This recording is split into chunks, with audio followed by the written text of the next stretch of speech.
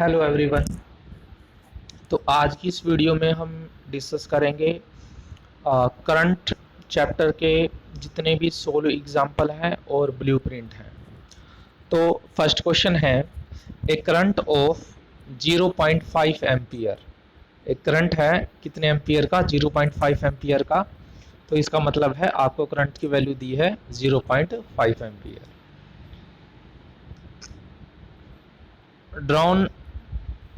Drawn by A filament of electric bulb of 10 minutes. तो time कितना दिया है बेटा? 10 मिनट्स। 10 मिनट को सेकंड में बदलोगे तो 60 से मल्टीप्लाई कर दोगे तो कितना हो जाएगा? 600 second. Find the amount of electric charge. तो इलेक्ट्रिक चार्ज निकालना है बेटा। तो आई किसके इक्वल होता है बेटा? क्यू बाई टी के इक्वल होता है। तो टी की वैल्यू क्यू की वैल्यू निकालेंगे तो Q is equal to I T हो जाएगा। आई की वैल्यू आपको दी है 0.5, टी की वैल्यू दी है 600। तो यहाँ से आप क्यू की वैल्यू निकाल सकते हैं, कितना आ जाएगा? 300 कूलम आ जाएगा। आगे है what does an electric current mean. तो इलेक्ट्रिक करंट का मतलब क्या होता है, ये आपको बताया गया था कि rate of flow of charge is known as electric current. Define unit of electric current. तो इलेक्ट्रिक करंट की यूनिट क्या होती है बेटा? इलेक्ट्रिक करंट की यूनिट एम्पियर होती है। तो एक एम्पियर को कैसे डिफाइन करेंगे? जब चार्ज की वैल्यू 1 कूलम हो जाए और टाइम की वैल्यू 1 सेकेंड। तो current through a conductor is said to be 1 ampere when 1 coulomb of charge flow through the wire in 1 second. जब 1 सेकेंड में ओनली 1 कूलम चार्ज फ्लो हो रहा हो तो उसको हम क्या बोलेंगे? 1 एम्पियर बोलेंगे। आगे है calculate the number of electron constituting 1 coulomb of charge. 1 coulomb of charge में कितने नंबर ऑफ इलेक्ट्रॉन है? देखिए बेटा, क्यू इज इक्वल टू किसके इक्वल होता है? एन ई के इक्वल होता है। तो हमने 1 कूलम के अंदर देखने हैं कितने हैं। तो एन आ जाएगा number of constituting 1 coulomb of charge. तो ये 1 कूलम में देखने हैं। ई नीचे आ जाएगा। ई की वैल्यू कितनी होती है बेटा? 1.6 इंटू 10 टू द पावर -19। तो यहाँ से इसको सोल्व करेंगे तो कितना आ जाएगा? 10 टू द पावर -20 आ जाएगा। तो एन की वैल्यू क्या आ जाएगी बेटा? एन की वैल्यू आप लिखेंगे, एन की वैल्यू लिखेंगे 1/16 इंटू 10 टू द पावर -20। इसको सोल्व करेंगे तो आएगा 1/16 इंटू 10 टू द पावर +20। तो 1/6 को आपने 16 को आपने सोल्व करना है, जिसकी वैल्यू किसकी आएगी? 0.625 आएगी, जिसकी वैल्यू 0.625 आएगी इंटू 10 टू द पावर 20 है। तो ये आ जाएंगे आपके पास नंबर ऑफ इलेक्ट्रॉन। तो ये नंबर ऑफ इलेक्ट्रॉन आ जाएंगे। आगे है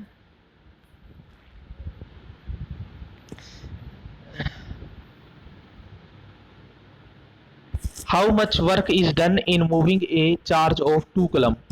कितना कूलम का चार्ज है बेटा? 2 कूलम का चार्ज है। क्यों कितना है? 2 कूलम का चार्ज है।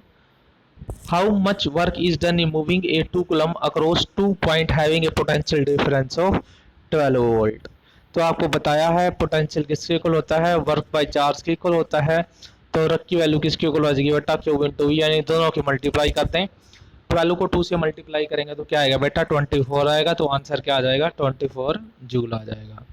उसके बाद क्वेश्चन देखें, name a device that help to maintain a potential difference across a conductor.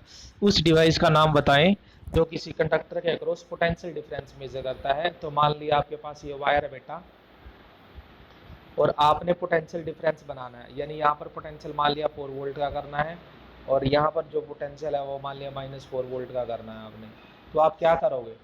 इसको एक सेल के साथ कनेक्ट कर दोगे, और कौन से सेल के साथ? 4 वोल्ट सेल के साथ। तो इसका मतलब क्या हुआ? हम किसके साथ कनेक्ट करते हैं इसको कनेक्ट करते हैं हम एक सेल के साथ। तो name a device that help to maintain a potential difference across the conductor. तो कंडक्टर के अक्रॉस पोटेंशियल डिफरेंस बनाने के लिए हम क्या करते हैं? इसको सेल के साथ कनेक्ट कर देते हैं। आगे देखिए what is meant by saying that potential difference between 2 point is 1 volt. अगर कोई 2 पॉइंट है, 2 पॉइंट के बीच पोटेंशियल डिफरेंस 1 वोल्ट है, V A minus V B is known as 1 volt. तो इसका मतलब क्या हुआ? आपको पता है कि जो पोटेंशियल है या वर्क है वो पोटेंशियल बाय किसके इक्वल होता है बेटा? चार्ज के इक्वल होता है। सॉरी, जो पोटेंशियल होता है वो किसके इक्वल होता है, वर्क बाय चार्ज के इक्वल है। तो पोटेंशियल की वैल्यू आपको कितनी दे दी, पोटेंशियल डिफरेंस की वैल्यू आपको कितनी दे दी बेटा, 1 वोल्ट दे दी। तो इसका मतलब क्या हुआ कि आपको वर्क कितना करना पड़ेगा, Q इंटू 1 वोल्ट। तो इतना आपको वर्क करना पड़ेगा in moving A charge through in A potential difference of 1 volt. Actually potential difference क्या होता है, वर्क पर यूनिट चार्ज होता है। तो कितना आपको वर्क करना पड़ेगा, Q इंटू 1 जूल के इक्वल वर्क करना पड़ेगा। आगे, how does energy is given to each coulomb of charge passing through a 6 volt battery. How much energy is given to each coulomb of charge passing through a 6 volt battery. तो कितनी energy दें each coulomb of charge को, और कहाँ से पास करना हमने, 6 volt battery से पास करना है। तो इसमें बेटा जो V है वो किसके इक्वल होता है, W बाई Q के इक्वल होता है। तो जो एनर्जी है W वो V इंटू Q हो जाएगी। तो V कितना है, 6 वोल्ट, और Q क्या है, 1 कूलम। तो मल्टीप्लाई कर दे बेटा, 6 जूल एनर्जी की रिक्वायरमेंट होगी। ये भी ध्यान रखें, जो इलेक्ट्रिक सेल है इसका सिंबल ये होता है, बैटरी का सिंबल कुछ इस तरह से होता है बेटा, और प्लग की और स्विच ओपन का होता है ऐसे, और प्लग की तो डॉट लगा देते हैं, वायर ज्वाइंट है तो वैसे, और वायर क्रॉसिंग विदाउट ज्वाइनिंग, यानी ये वायर है इसके ऊपर से कोई दूसरी वायर लेके जानी है तो ऐसे करेंगे, यानी इसका मतलब होता है कि ये वायर इसके साथ टच नहीं है, इसके ऊपर से आई हुई है। इलेक्ट्रिक बल्ब को ऐसे रिप्रेजेंट करेंगे बेटा, इलेक्ट्रिक बल्ब को ऐसे रिप्रेजेंट करेंगे। जो रजिस्टर है, रजिस्टर को कैसे रिप्रेजेंट करेंगे, रजिस्टर को रिप्रेजेंट करेंगे बेटा ऐसे, और वेरिएबल रेजिस्टेंस है तो एरो लगा देते हैं। एमीटर को ऐसे रिप्रेजेंट करते हैं, और जो वोल्ट मीटर है बेटा उसको हम ऐसे रिप्रेजेंट करते हैं। आगे है ओम्स लॉ। तो ओम्स लॉ क्या है, ये मैंने आपको बताया था, V directly proportional to I, ये ग्राफ सब बता दिया था आपको। इस पर न्यूमेरिकल करते हैं, सब बता दिया था मैंने, ये है numerical. How much current will an electric bulb draw from a 220 volt source. और आपको वोल्टेज कितनी दे दी बेटा, 220 दे दी।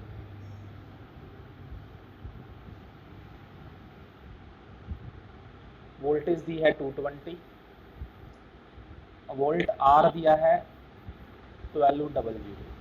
तो करंट निकालना है, V is equal to I R होता है, तो I की वैल्यू V बाई आर, यानी इन दोनों को डिवाइड कर दें, कितना आएगा, यह आएगा 11/60। तो 11/60 को डिवाइड करेंगे तो बेटा क्या आएगा, 0.18 एम्पियर, यहाँ पर दिया हुआ है ये 0.18 एम्पियर। उसके बाद है बेटा, how much current will an electric heater coil draw from a 220 source if the resistance of the heater is, कितना आपको दिया है, 100 ओम। तो हमने how much current will an electric heater coil, तो यहाँ पर क्या है, जो वोल्टेज है वो कितनी दे दी, 220 दे दी, और आपको जो करंट है वो कितना दे दिया, 100 ओम दे दिया। वोल्टेज आपको दे दी है 220, और रेजिस्टेंस आपको यहाँ दिया 100, तो इसे कैंसिल कर दें तो 2.2 एम्पियर आ जाएगा। इसके बाद है बेटा ये, the potential difference between the terminal of an electric heater is 60 volt. तो V की वैल्यू आपको कितनी दी है, 60 वोल्ट, और करंट की वैल्यू ये दे दी। तो आप पहले यहाँ से रेजिस्टेंस की वैल्यू निकालिए, कितनी आएगी, 15 ओम। उसके बाद व्हाट करंट, तो करंट निकालना है, वोल्टेज आपने 120 दिया है तो 120 बाय कितना कर दें, 15 कर दें, तो आपके पास क्या आ जाएगा, हीटर के अंदर करंट की वैल्यू आ जाएगी। आगे देखिए बेटा 12.5, ए रजिस्टर ऑफ मेटल जिसकी लेंथ कितनी है, 1 metre, is 26 at 20 degree Celsius, if the diameter of the wire is 0.3 millimeter, what will be the resistivity of the metal at that temperature। तो हमने क्या बतानी है, रजिस्टिविटी बतानी है बेटा क्या होगी। तो वैसे तो आपको पता है कि रो जो होता है आर ए बाई एल के इक्वल होता है, और जो एरिया है, एरिया वैसे तो क्या होता है बेटा पाई आर स्क्वायर होता है, लेकिन डायमीटर की फॉर्म में लिखें तो पाई डी बाई 2 का होल स्क्वायर हो जाएगा, तो पाई डी स्क्वायर बाई 4। तो इसलिए यहाँ पर लिखा है, देखो ये पाई, यहाँ देखिए फॉर्मूले में लिखा है पाई डी स्क्वायर बाई 4 लिखा है। तो ये क्यों लिखा है, क्योंकि हमने रेडियस को डायमीटर में कन्वर्ट कर दिया। तो इसमें जब सारी वैल्यू पुट करते हैं तो हमारे पास रजिस्टिविटी की वैल्यू आती है the resistivity of the metal at 20 degree Celsius is 1.84 into 10 to the power minus 6 ohm metre. आगे बेटा ये है a wire of given material having length L and area cross section A has a resistance 4 ohm.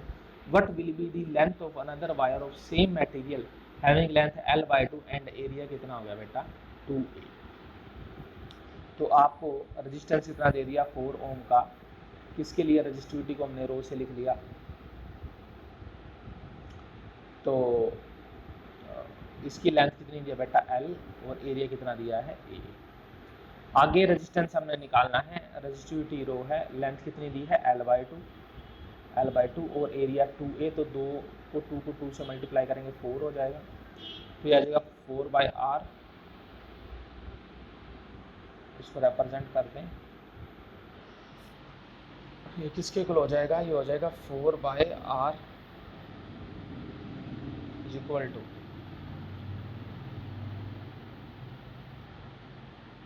और ये कितना हो जाएगा जब इसको कैलकुलेट करेंगे तो आप, ये हो जाएगा 4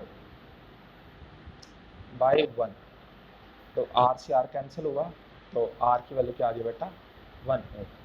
तो यहाँ से भी कैलकुलेट करें हम तो आर की वैल्यू क्या आ गई 1 ओम आ गई। तो इस तरह से आप ध्यान रखें।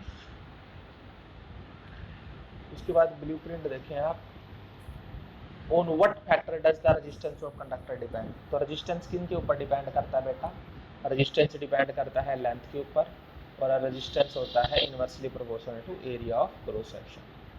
आगे will current flow more easily through a thick wire और थिन वायर। तो थिन वायर के अंदर क्योंकि are inversely proportional to a होता है बेटा। आगे है let the resistance of an electric component remains constant while the potential across the two ends of the component decrease to half its formula what change occur in the current.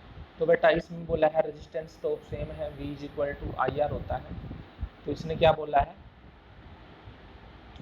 Late the resistance of electric component remains constant, resistance को constant कर दिया, तो इसका मतलब V directly proportional to I आ गया। Why the potential difference across the two end of the decrease to half of its former value what change, तो current भी कितना हो जाएगा बेटा हाफ हो जाएगा। Why are the coil of electric toaster and electric iron made of alloy, क्योंकि उनका रेजिस्टेंस ज़्यादा होता है, हाई हीट प्रोवाइड करते हैं। आगे है which among iron and mercury is better conductor. Table 12.2 में हमने देखना है आयरन और मरकरी में और कौन सा बेस्ट कंडक्टर है। टेबल 12.2 चलते हैं,